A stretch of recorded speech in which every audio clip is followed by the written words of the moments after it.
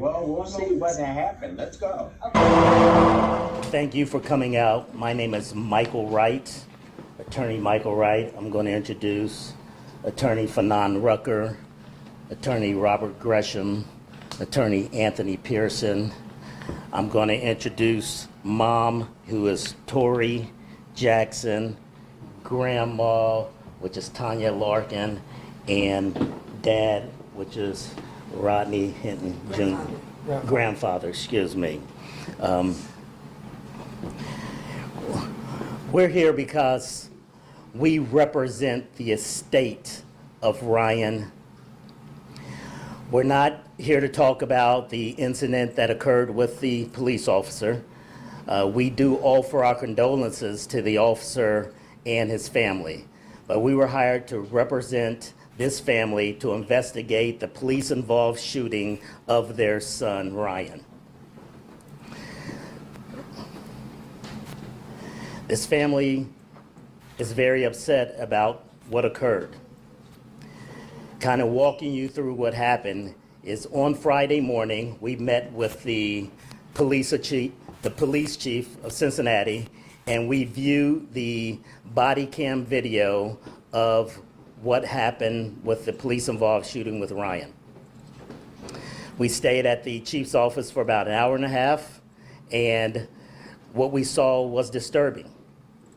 The family was upset, as you can imagine, watching your son, watching your grandson, watching your loved one getting shot and killed by the police was upsetting to this family.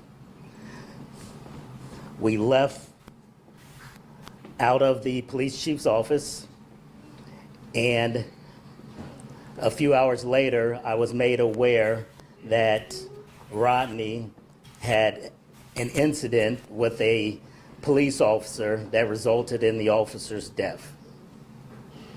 But again, we are here because we represent the estate and the police-involved shooting. We're trying to get the family some answers as it relates to what happened with that shooting. We're not here at this point to make any specific allegations, to make any specific determinations as it relates to that police-involved shooting. We are here and we're retained to investigate that shooting. So we'll take any questions. How will that proceed? What will that look like? Will you be reviewing the body camera footage frame by frame, or talking about the process? Absolutely. We only saw one angle. We only saw, I believe it was the shooter's body cam. So we requested the records, we requested all the other body cams, we requested the reports, we did the ordinary public records request so that we can really analyze what occurred. I mean, what we saw in the video, it's hard to determine whether or not that officer was in imminent danger or should have thought that they were in imminent danger before they took shots. So we are specifically investigating, that part of this entire tragic situation. Mr. Wright, to the person who says Ryan was in a stolen car, had a firearm, according to detectives, and this is what happened, what do you say to that person? That's correct, but being in a stolen car, having a firearms, we're in Ohio, so you can open carry in Ohio. So that's not a death penalty. Being in a stolen car, having a gun, that doesn't mean that you should be shot and killed. Just to be clear, are you disputing any of the comments we've heard from the chief, any of the facts that she laid out in that press conference? Well, I'm not familiar specifically of what facts you are indicating. However, we believe that this incident should be investigated. It's not as cut and dry as this officer should have just pulled out his gun and shot at Ryan. It's not that cut and dry. So that's why we're doing the records request. We're going to analyze frame by frame each one of these videos to determine why the officer made that deadly decision to shoot and kill Ryan. The only thing we've heard so far about Ryan has been from police when a member of the family wants to step forward and tell us a little bit about him. Yeah, of course. This is his mother, this is his grandmother, his brother, his father, his grandfather. Tell them your name. I'm Diamante Jackson. I'm Ryan's big brother.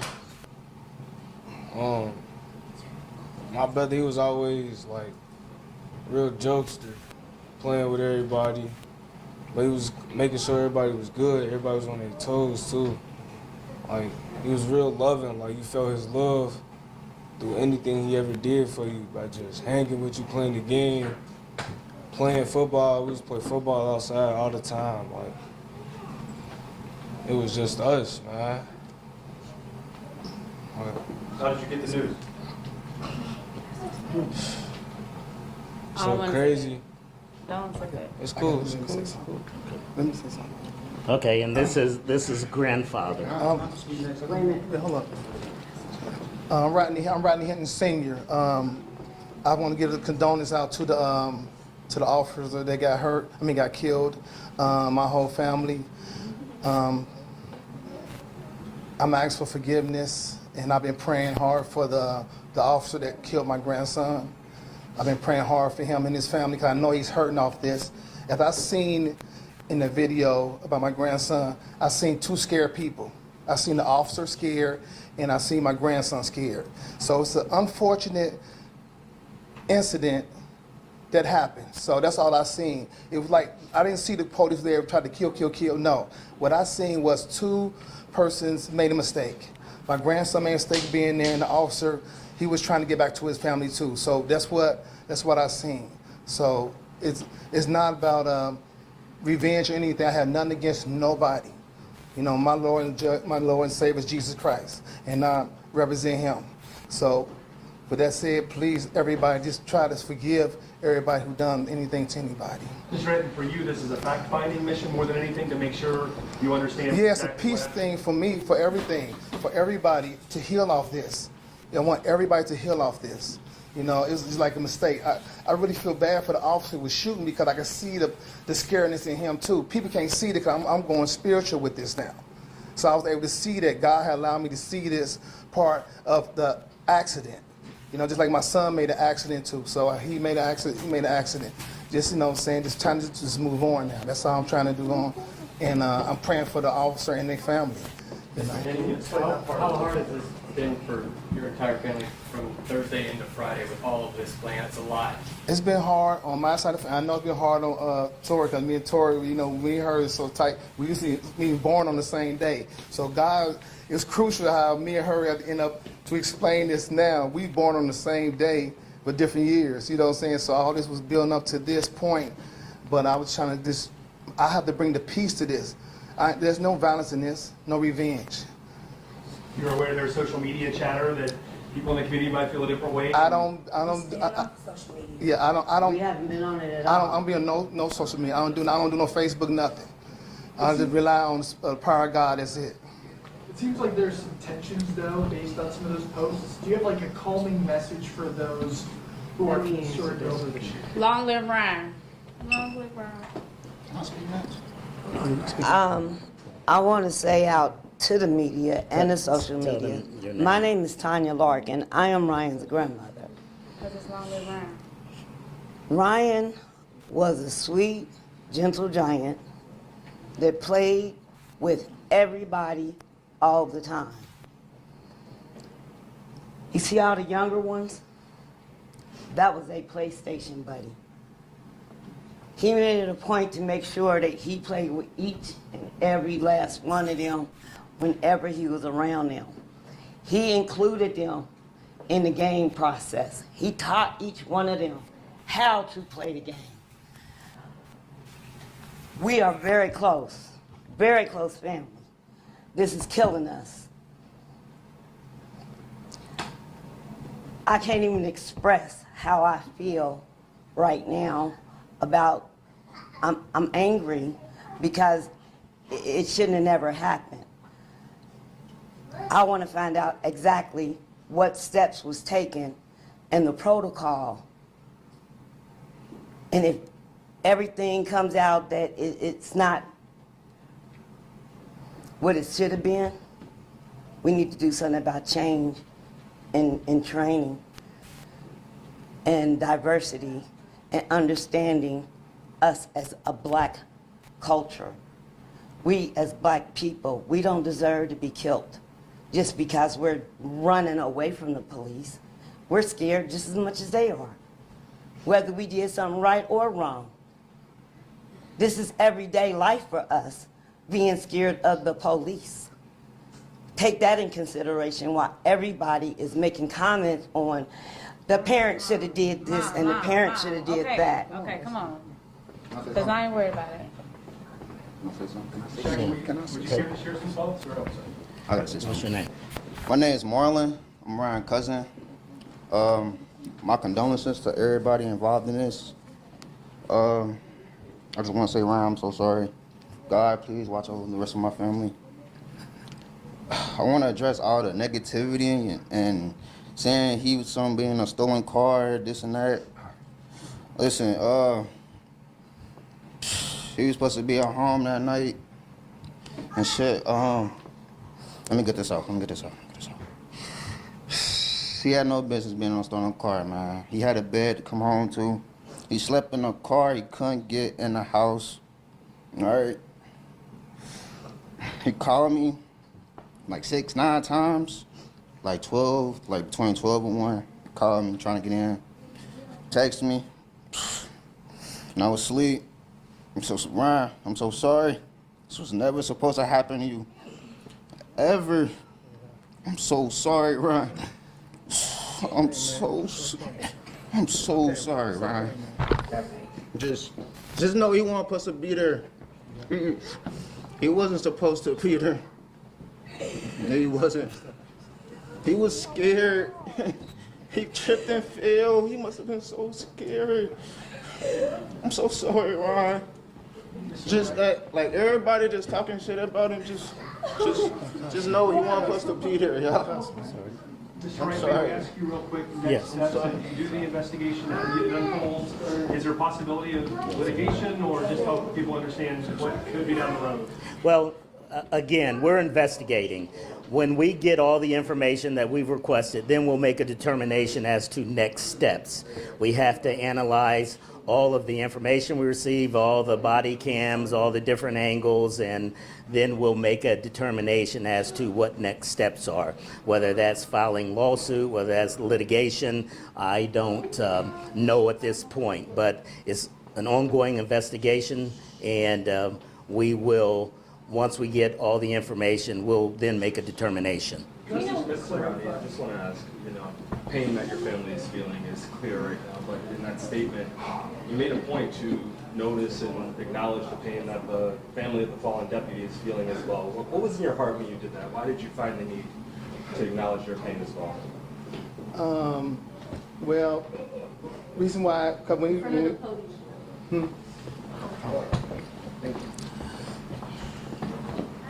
So naturally, for me, when this happened, I'm devastated because my grandson was with me the whole winter. So when goes back with his mama through the summer, and he got killed. So it was very devastating to us. Kind of a lot of anger feelings at first, but for me, I have to go to spiritual. I have to go spiritual to myself to understand what's really going on. If I can see through the fake media and all that stuff. So the media have not done nothing towards me to make me feel about anything what I'm saying. Mine's all natural coming from God. So I just, it's hurting on both sides. Everybody's hurting off this. The family, the officer, I was crying about what happened to the innocent officer. So that's all it's all about. It's all about healing each other, Everybody makes mistakes. Like I say, it was an emotional mistake by everybody.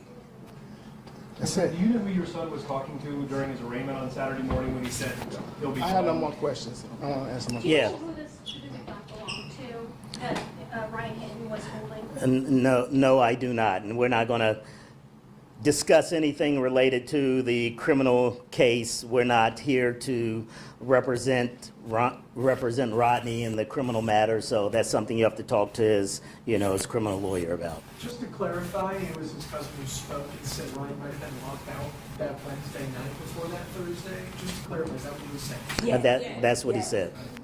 Do you know if the officer involved has been placed on administrative leave or anything like that?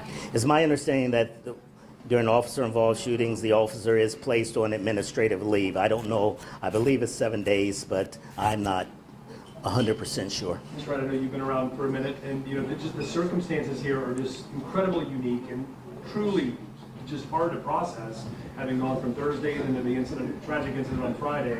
From your vantage point, I know you're staying in your lane, you're representing the estate of Ryan Hinton. What do you make of this and this city and this time? And there's a lot happening here, and a lot of people feel different ways about it. Yeah, I mean, this was a tragedy all the way around. Ryan was shot and killed. This police officer lost his life. His family is suffering. This family is suffering. There's a lot of healing that has to happen here soon. We are still investigating the shooting, as I indicated, but, as Rodney Jr. said, everyone's hurting. Excuse me, Rodney Sr. said where everyone's hurting, and there's, there has been nothing at this point that's been good about this entire situation.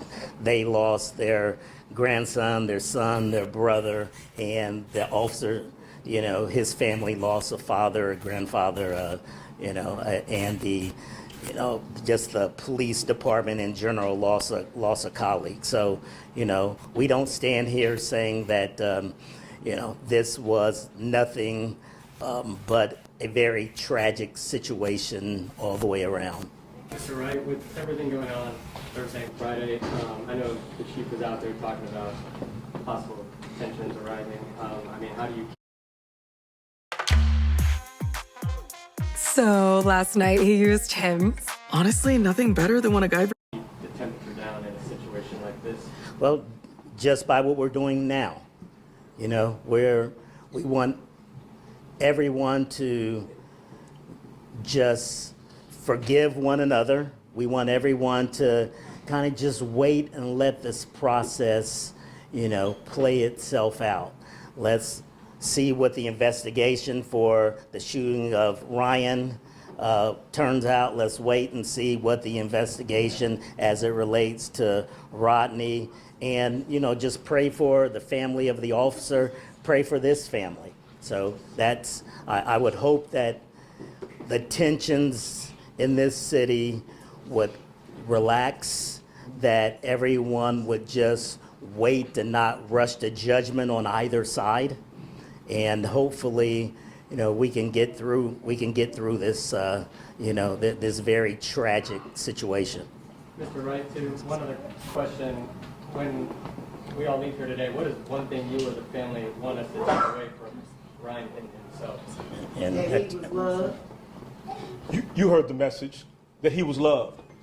What we know is that we have a natural tendency in society to line up along the sides that we believe, even if at some point our positions may not be supported. What we have to do in this community, as an example, is recognize that life is life. Most of us have experienced some loss in our lives. Most of us know what it feels like not to have the phone call from that person that we were able to talk to the day before. And if all of us recognize that pain, if all of us recognize that sentiment, then all of us can understand the commonality of the injury and the pain that we collectively have to sympathize with the other side. Even if we don't particularly agree with what we believe that person did before they lost their lives. Even if that's our position, we have to understand that somewhere within us has to be understanding and mercy. And that's a community offer and direction.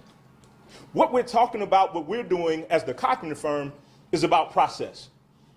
We're all here because of an incident.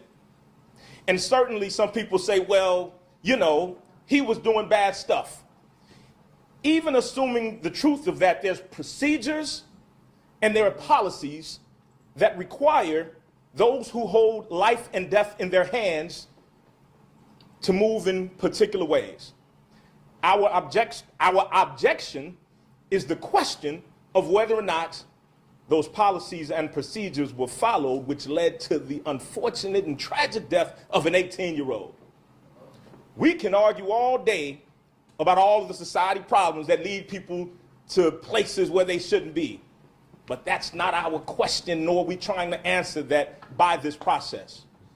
We are answering or looking for the answer through our investigation of whether or not it was proper, whether or not the policies were followed appropriately, and whether or not by law and by facts that tragic death was considered in the eyes of the law as justifiable. I can promise you, under no circumstance are the family members who were here will ever believe that it was justifiable.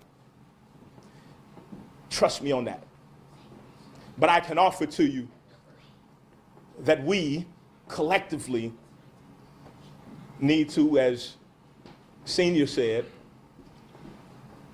find a way to love and forgive one another and look at our commonality to stop all this vitriol, this anger, this taking sides, this dart throwing, this hatred. Because there is no good that will come from it on either side. Judge Rucker, this may be a technical question for you or a family member. It was Friday afternoon around 1:30, or sorry, not Friday afternoon, during Thursday's incident. What, was Ryan 18? Was he in school? Was he out of school? What was his? He was going to Don, and Don just closed. And they closed, so he had not re-enrolled at CPS, for example, or whatnot. That's unfortunate, yeah. So I'm sorry that was the case. So, Mom, would you care to say a few words? Mom, just shed some light where you are? No. That's fine. Thank you. Thank you. All right, well, if that's it, we're going to end this press conference. Thank you all for coming out, and She wanted to say something. and pray for all these, and just pray for all these families. That Zara, you want to say something? That's his sister. That's his only sister. Go ahead, say something. Hi, I am Ryan's sister, only sister. And me, I did. No, you didn't. Oh, hi, I'm Zuri, and I am 10 years old, and I'm Ryan's only sister.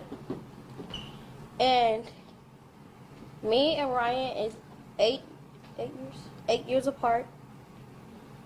And Ryan was quiet. Ryan was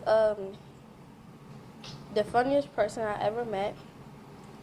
And even though we used to fight a lot,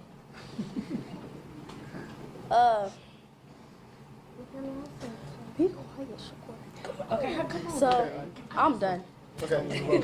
Oh, and LL Ryan. right. So we'll just finish it. All right. Thanks everyone for coming out. Thanks for watching. And also give us a thumbs up, like, comment, share. Subscribe to the channel, and you'll be notified of every video as they come up.